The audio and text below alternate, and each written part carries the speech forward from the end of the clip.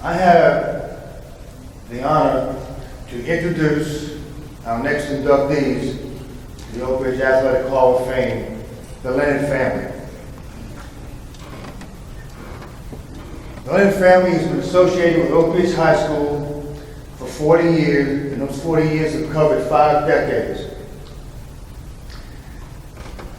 In the school year of 1977-78, Carlos and Lee Leonard came to ORHS High School.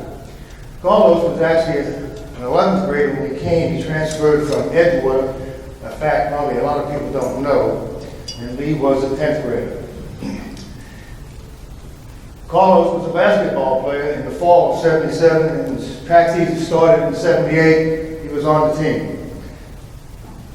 If you can tell, that's about 6'8" of Carlos on those pictures. He was a high jumper, and he dominated as a junior, not only in the Orlando area, but the state of Florida.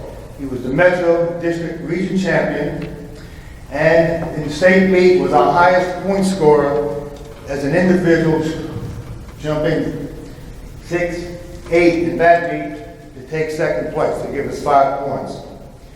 That summer, in order to kind of enhance his college scholarship opportunities, we introduced Carlos to the triple jump. In the 1978, there was no triple jump in Florida track and field in high school until 1980. A month later, Carlos is now jumping 44 plus feet. There's not a track coach in the state of Florida. If you walked in and said, I can jump 44 feet, you'd be on the team in a heartbeat. In a month, he was going 44 feet. His senior year, he went to the top of the mountain. He came back, and in the second meet, the last weekend of February, Carlos became the 5th ever schoolboy athlete in the state of Florida to high jump 7 feet.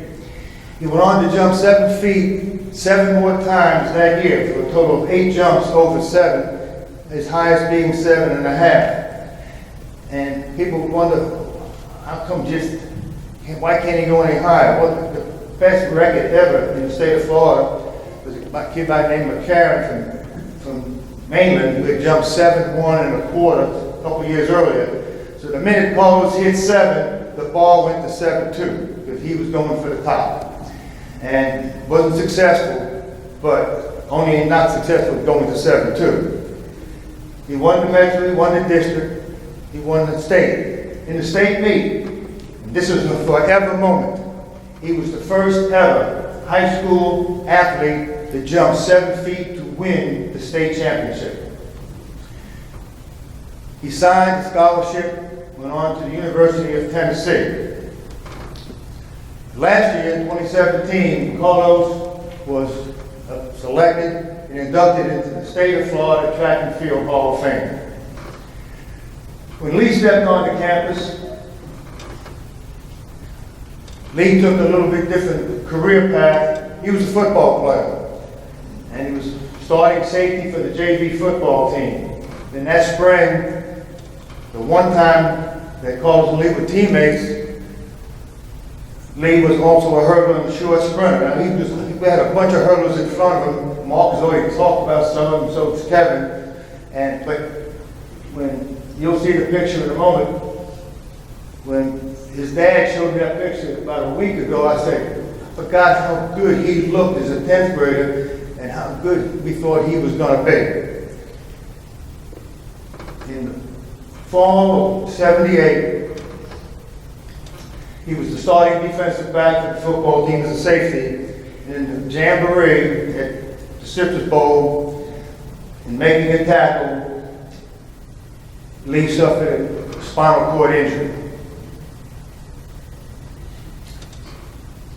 Off to the hospital, underwent over a 3-hour operation, basically to save his life. Spent over 3 months rehabilitating in the hospital. After the injury, or the operation, hold on to that one, Caesar. He was declared a quadriplegic. Well, after 3 months of working hard, he started to show some movement in his upper body. And on his release, he was classified a paraplegic. The football that I'm presenting to him, football players get hurt, other football players rally to you. I had a phone call from one of our all-time greats, Hall of Famer, All-American, Earl Carr. Earl was a backup running back for the San Francisco 49ers. Coach, is there anything we can do? And I said, we need encouragement. We got whatever you can do in that line. He said, if I get your football signed by our teammates, wishing them the best, pulling for them. That's football. There were two signatures on that football. One is Earl Carr, and Earl is not with us. He's out of country with his wife, celebrating the family situation. Depending how old you are and where you were in 1978, where you were in 1996, and where you are today, the other signature on that football, wishing him the best, was the starting running back for the San Francisco 49ers, 1 year from retirement, and his name was O.J. Simpson. Now, in our locker room, we have a picture of O.J. Simpson when he was at Southern Cal. He's probably one of the greatest all-time football track athletes ever in NC2A history. And so that signature meant a lot at that point. Like I said, it depends how old you are, where you're from. Lee came back to high school, and for the next year and a half, he was dynamite. Every teacher wanted Lee in their classroom, because when he came in, everything changed. He owned the room, and those students, there was never a bad day in the classroom with Lee Leonard. He was going to graduate with honors, and 3 days prior to that graduation, Carlos and Lee and another athlete, former athlete from ORHS, kind of like the forgotten pioneer, his name was Ricardo Brown, on their way to Kissimmee. Wayward driver come across that median and wiped out their automobile. Carlos and Ricardo died at the scene. Lee survived to the hospital, and then he passed away. That fall, with his parents supplying him some money from the college, his college fund, the Orlando Sentinel, Mr. Spoon, Mrs. Dameron created and funded the Lee Leonard Scholarship. It was presented to the students at the home football game that opened the 1980 season, and that was when the stadium was dedicated and named the Lee Leonard Stadium. A stadium which survived all these demolitions, rebuilds, and whatever. Mr. Spoon made sure we kept that stadium. It's the same stadium that Phil Higgs played in, same turf, different looking stadium, but every football player in the history of ORHS High School has been on the same field.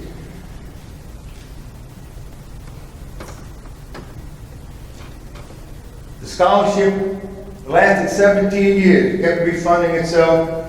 When 17 years, Ms. Damon was one of the executives of it. But as time moves on, Mr. Spoon moved on, Mr. Damon moved on. 20 years to the day. First day of class is kind of crazy. Rob mentioned Ms. Lockerbie. She's part of the story. Knock at the driver's ed door, the door opens up, young lady sticks her head in, looks in. I'm thinking it's a track athlete looking for Coach Stamper. Are you Coach Hammer? Girls didn't come looking for Coach Hammer. I can tell you that right now. Ms. Lockerbie sent me down to introduce myself. She said, I need to meet you. She said, her name was Tamara Leonard. Didn't ring a bell, Tamara Leonard. She said, my grandparents are Huey and Marionette. I was stunned. My dad was Carlos. You've heard all these guys telling lies about me tonight. I'm never lost for words, but I was lost for words that day. But just an amazing thing, 20 years, the daughter and the granddaughter of the Leonard family is at ORHS High School. She took a different path also. She was in music, in the band, the marching band, the concert band. She was also the captain of the Pioneer Flag Corps. And then 2 years later, she graduated on to Bethune-Cookman, where her grandfather was a scholarship football player back in the glory old days, a long time ago. But the Leonard family has been with us for a long, long time. Well, time goes, it moves on. And I was not there when Marion Leonard, Mrs. Leonard, comes to Oak Ridge High School, a veteran teacher and administrator in Orange County Public Schools. She comes to Oak Ridge. She assumes the position of administrative dean for the 12th graders. And those students that she was in charge of don't know how lucky they were. 1 year later, she's talking to Mr. Leonard and says, "You've got to come to Oak Ridge. The track team needs you. They've had 3 coaches in 2 years and in a disarray." Coach Leonard is hired as assistant football coach, head track coach. 2005 is his first season. He's out, got to go recruit him, got to go find him. He goes to the basketball team and finds this young man sitting right over here, Jamal Whitty. Never been a track athlete in his life, been coming out for track. I think Mr. Leonard kind of learned that from an old coach or something. I don't know. He had Jamal out. 3 months later, in Coral Springs, Jamal is winning the high jump in the 3A state championship. Jumping 6'8", second best ever in school history, and the event that Carlos dominated for 2 years here at Oak Ridge High School. Coach Leonard continued to build the program. In 2008, now we're rolling, they're the district champs. And his enthusiasm he revitalized the track program to where track alumni are now holding reunions. The day of the state meet, Friday, because Oak Ridge is 3A at this time, you see The Guardian, an article written by Shannon Owens, just a young newspaper reporter that was put onto the story, and one of the most positive stories ever written about any man, any family. I was the state meet director, and we're getting ready for the coaches meeting, and coaches, the out-of-town coaches, spend the night at Red the Sentinel. All they wanted me to do was, who is Coach Leonard? Show me Coach Leonard. Because the story that's in that paper is unreal. Michael Driver, every year, he publishes this on Facebook as part of the history of Oak Ridge. But it tells the story. The next year, now we're district champs, now we're region champs, and we're looking good. This 4x100 relay team goes undefeated. How hard is that? Ask the United States. We can't make a time pass in the Olympics. You got 3 of them every time you run the oval. They made them all. They made a 41.3 for the 3rd fastest ever in school history, all the way to the top. That was kind of bittersweet because that was the last track meet coached by Coach Leonard. He retires. The following year, Mrs. Leonard retires from Oak Ridge. In 2010, the track alumni go to the AD. They want to name, the award started a long time ago. It used to be called the Hustler. It used to be given out by Burger King. When they started girls athletics, they said that name's got to go. So they made it the Coach's Achievement Award. Well, 2010, the school now has named the Coach's Achievement Award the Coach Huey Leonard Achievement Award. Now, I said that the family has been with us for a long, long time. And Coach Leonard kind of gets a lot of the praise on this. But I got to say this: when you're a coach, from 2:30 to 5, that's walking in the park. Coaches earn their pay from 7:30 in the morning to 2:30 in the afternoon. Well, Coach Leonard didn't have that going for him, so his eyes and ears during that time was Mrs. Leonard. She was the coach of the team during the daylight hours. He got the glory. But Mrs. Leonard, she was right there. Team effort. 2 years ago, 2016, we vote Reggie Dempsey to the Hall of Fame. And I called Reggie about a week after they make the announcement. Coach, I don't think I'm going to come. I can't do it. He doesn't say why. I said, well, I'm in town. Where are you? So I'm going to go Monday. I'm going to the Bob Ocean meet. My daughter is a long jump. I said, I'll be there. In talking to Reggie, 3 years earlier, Reggie had a son who was a stud basketball player on scholarship in the state of Missouri. Got in his automobile to go home for the Christmas holidays and never made it. And Reggie was just having a tough time because his greatest honor couldn't be shared with his son. And so he was walking a path that not many people have. I called Mr. Leonard. I said, can I come see you? I've got to ask you a favor. He said, ask me. I said, no, I can't ask you on the phone. I've got to talk to you in person. And so I went to his house the next day, and I right up front, I said, I'm going to bring up maybe some bad memories, but we need your help. And I explained the situation I just talked about. He said, give me Reggie's number. I'll call him right now.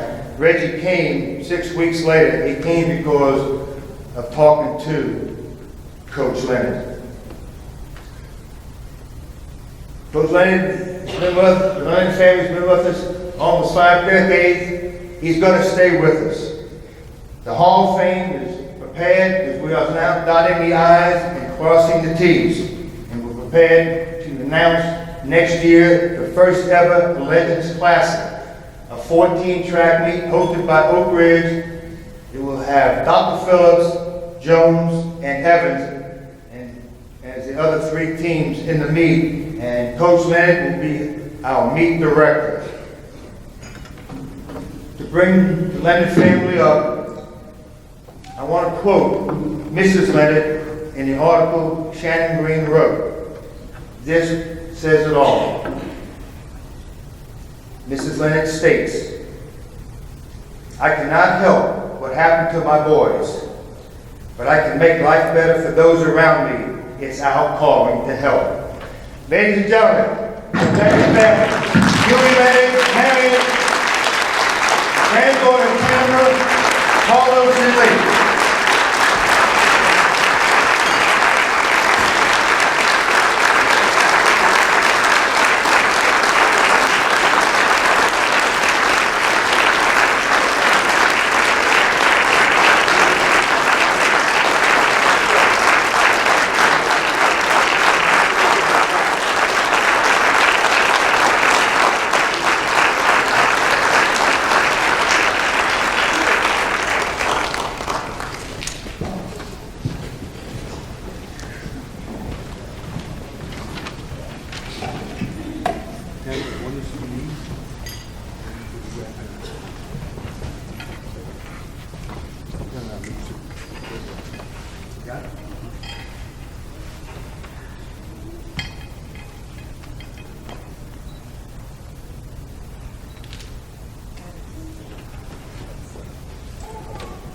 Debate the table.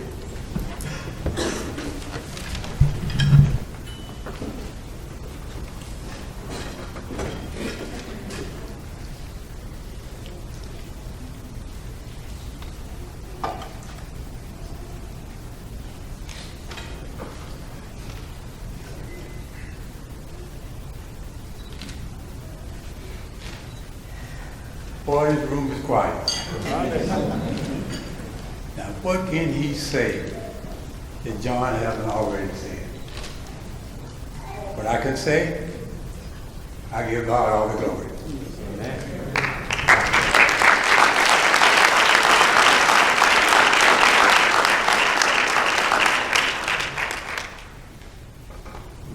My family began out of recovery the day of the accident. My brother being my pastor, and my father being my pastor as well. We prayed to God that we could overcome the tragedy of the Carlos and Lee. Y'all excuse me, my voice breaking. All right. But as I stand there tonight, there's so many people I can thank. Ms. Risper for one, trusting me as a non-faculty coach to come to Oak Ridge High School to take over that program. I love you for it, and I thank you. Ms. Bellinger for allowing us honor to go on at Oak Ridge High School. I thank you. Coach Hammond, from the day one at the hospital, he has stood by our side. But the good part about this, when God is in your life, that's the best thing could ever happen to you. You never know when you're going to need him, but he's always there for you. Now, I lost my two sons, but guess what? My first year over at Dr. Phillips, he sent me another son, stand up, Philip. My 5 years at Oak Ridge, he sent me some more sons, stand up. Stand up.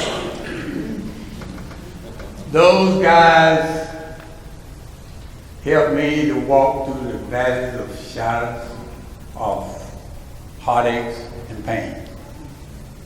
Whatever God, whatever you need, God got it, and he gave it to me. I would love to say more, but I give God all the glory. Thank you.